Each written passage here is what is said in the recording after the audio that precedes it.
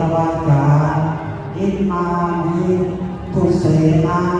ปฏินาภะคะวะโตอะระหะโตสัมมาสัมพุทธัสสะนะโมตัสสะภะคะวะโตอะระหะโตสัมมาสัมพุทธัสสะภะคะนามาอัตตังปะอะนิสงส์บริวารทั้งหลายเหล่านี้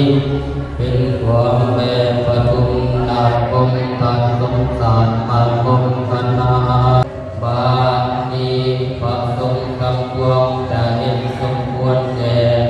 พระภิกขุผู้ใดจงพร้อมกันอนุญาตให้แก่พระภิกขุ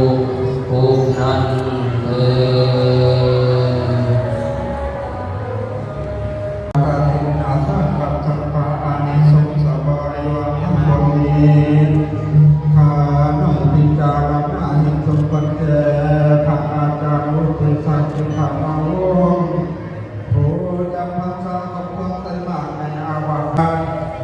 บาลีข้าพระภิกษุองค์ใดมาบวชสมควรแล้วจงทักเพิ่มขึ้นในธรรมคำอาวังสม